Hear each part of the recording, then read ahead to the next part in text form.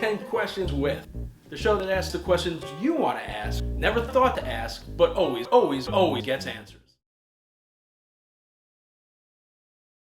Is a walk as good as a hit? In some people's eyes, but me as a player and a guy who loved to swing the bat, no. But in the essence of the game itself, yes. Certainly, leading off an inning, or when you're behind in the game, certainly there's situations that yes, it is. But to me personally, as a hitter and as a very aggressive hitter who did not walk a whole lot and did not have great running speed to steal a base or to score from first on a double. So in essence, I was more of a doubles hitter and a gap hitter. So no, a walk was not as good as a double. Okay. Favorite stadium, least favorite stadium? Favorite stadium would probably be in St. Louis. The red that was everywhere, the intensity of the rival. At the time, I was blessed to play for the Mets in the '80s, and the fact that I had family members. One brother lived in Missouri, one lived in Nashville, and my parents would all congregate in St. Louis every time we played there. So all those things combined, I loved going to St. Louis, loved the competitiveness of that rivalry and the intensity of that rivalry. Of course, Shea Stadium, I love playing there. I mean, Mets fans were amazing, and that experience was second to none. Least favorite probably would have been San Francisco. The weather had a big part to do with that. The bench way on the third base side, the clubhouse way down the right field line. Candlestick Park was not a very fun place to play on certain nights. The wind was always howling and the fog rolling in. It was always cold there, even in the summer. So I would say San Francisco, least favorite. Toss up between our home stadium, Shea Stadium, and then the experience that I had in St. Louis. I would give the overall favorite to Shea Stadium because that was my home stadium and I have great memories there. Day or night games? Wow. I love both, obviously. I love playing the game above all else, but probably night games. You had the day to sort of sleep in a little bit, relax, and then take your time, have a nice lunch, make your way into the ballpark. Everything was more relaxed and not as rushed as it is on the day games. So, plus the bright lights of New York and the bright lights of Major League ballpark stadiums. It's hard to beat that experience and that intensity and that just that feeling that you get. You're playing on the grandest stage of all, and so night games, yes. Player from your era that's not in the Hall of Fame that deserves to be? There's a few, but I guess at the top of that list, you can argue what you want to argue, but my teammate and good friend and our best player and captain of our ball club, Keith Hernandez. Nobody played first base before or since he played the way he did, and the intensity and the leadership. I mean, he has variables that don't come into play when you're looking at stats and when you're looking at Hall of Fame votes. And yeah, he did have a little blemish on his record with some of the issues off the field, but there wasn't a greater ball player and a greater leader than Keith, as far as I'm concerned. But to name a couple other guys, Dale Murphy, I believe, is very deserving as well. So I'll go with those two, with Keith first and foremost. One thing today's players have aside from money that you wish you had when you were a player?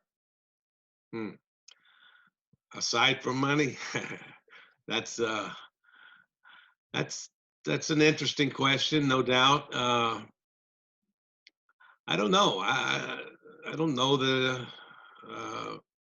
the quality of the clubhouses and all the amenities that go in with the weight rooms, the batting cages, just everything is, not that it wasn't good in our day, but everything is magnified and upgraded to a point that all the benefits of being a big league player within non-game action, but all the things that go with it, I think have been improved dramatically over the years. And some certainly that are better, and some that maybe aren't so good.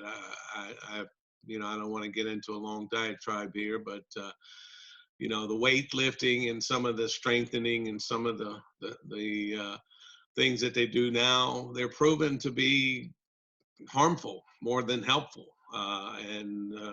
So that aspect of it maybe has been overindulged in, and it seems to me that the simpler you keep it, and pitchers run and hitters hit, and you run, and you build the muscles, you build the strength, you build the endurance through that type of training, rather than trying to stimulate it through weightlifting and these various things they have now. I think that's what's led to a lot more injuries. Guys are too tight, they're too muscle bound, they're too strong. And baseball is an endurance game, and it's not a sprint. It's a marathon, and you've got to keep those muscles long and lean. And I just think they've gone about it the wrong way. But that's a subject for another day. Pitcher that you owned and pitcher that had your number? Well, I unfortunately at the major league level, my at-bats were kind of limited. The most I ever had in a major league season, I think, were 235 or so, and had as little as 91 at-bats in a full season at the major league level. So I had good success against certain left-handers, some namely ones, John Tudor, who I was known for something different than getting hits off of him, but I think my stats off of him were pretty solid as they were against Fernando Valenzuela. So lefties, I think I felt obviously a lot more comfortable facing and had more success against. As far as guys I owned, that owned me, I don't know if there's enough data, if you will, to really pinpoint anybody that really owned me. There were some tough right-handers, obviously, that I didn't handle too well, but just one particular name, I don't know. I'm sure there's somebody that I probably went 0 for 8 or 0 for 9 or 10 off of, but I don't think that's really enough of a number to really digest and to pin somebody as that person.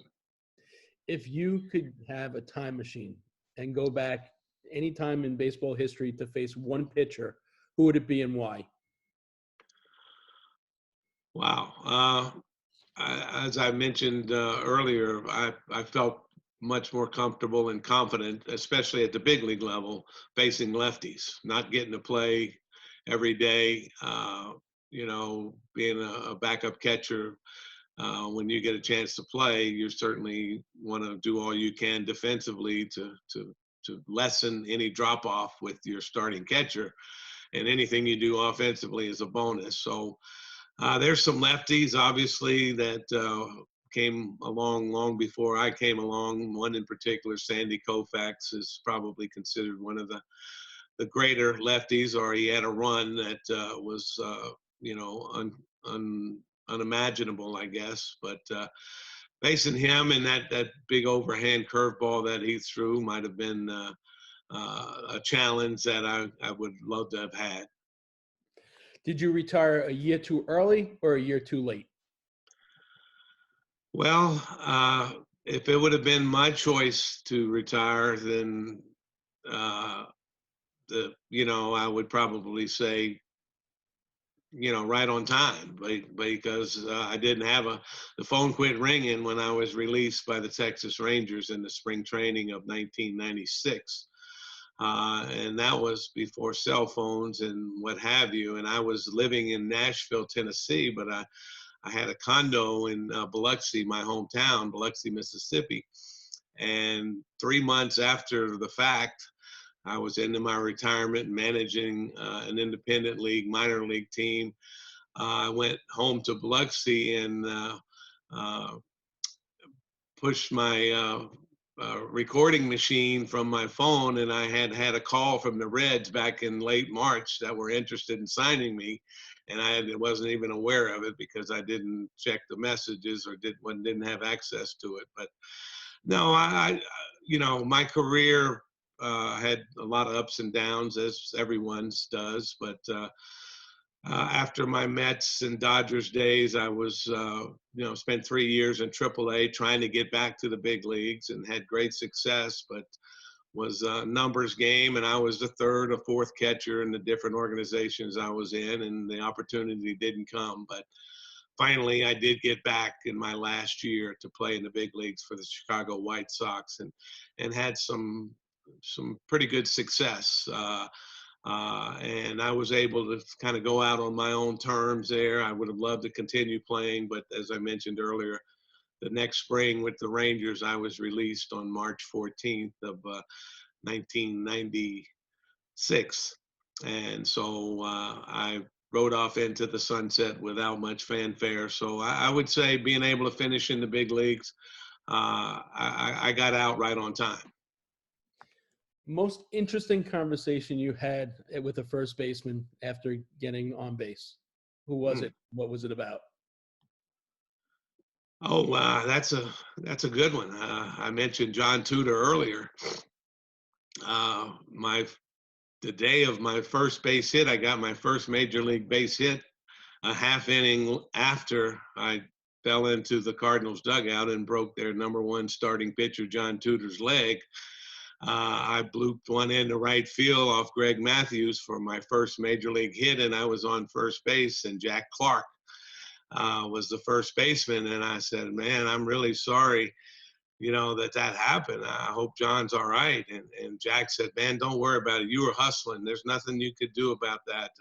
You didn't do anything wrong. And I'll always remember that.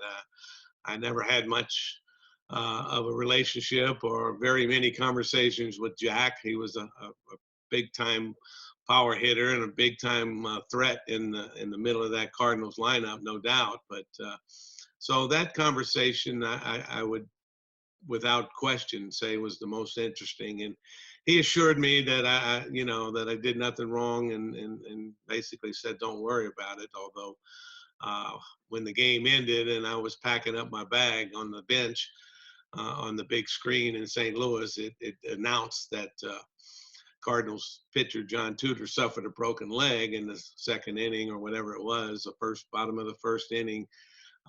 So that it was a good thing it was getaway day. So we got out of there. But anyway, that would definitely be the most interesting conversation at first base. Favorite baseball movie and why? Bull Durham. I mean, I've watched a lot of baseball movies, and there's a lot of good baseball movies, unfortunately, that I haven't watched. But Bull Durham speaks to me because of I was in the Carolina League the year before it was filmed. Matter of fact, we won the Carolina League championship playing against the Durham Bulls. So I had just played in that ballpark, a memorable. My last game before that movie was shot there was like a 16 inning, just crazy game that had all kinds of things happen in Durham in that old ballpark. We ended up winning that game and then winning the championship over the Durham Bulls in 1984. And I think the filming began at Durham Ballpark that following fall or that winter. So plus I like the movie. It spoke to me in a lot of ways, and I related to Crash Davis in a lot of ways. And so that one more than any other is more near and dear to me than the others.